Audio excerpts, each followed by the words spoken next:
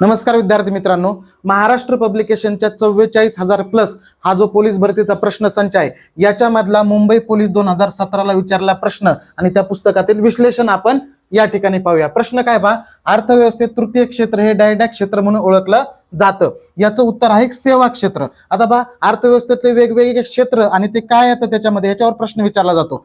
प्राथमिक क्षेत्रामध्ये जे आहे त्यालाच कृषी, खाणकाम, वने, उत्पादने इत्यादीचा त्याच्यामध्ये समावेश होतो। दुसरं द्वितीय क्षेत्र आहे, याच्यामध्ये प्रामुख्याने उद्योगधंदे आणि कारखाने या दोन घटकांचा समावेश होतो किंवा म्हणू शकतो आपण जे प्राथमिक क्षेत्रावर अवलंबून आहे ते क्षेत्र। आणि तृतीय क्षेत्र म्हणजे प्रथम आणि द्वितीय हे जे दोन क्षेत्र आहेत या दोन क्षेत्राला मदत करणारं म्हणजे वाहतूक क्षेत्र जे आहे व दळणवळण आहे याचा समावेश तृतीय क्षेत्रामध्ये येतो। आणि उच्च गुणवत्ता किंवा शिक्षण याच्या संदर्भित जे विज्ञान, तंत्रज्ञान, संशोधन इत्यादी वेगवेगळ्या क्षेत्राचा समावेश चतुर्थ क्षेत्रामध्ये होतो।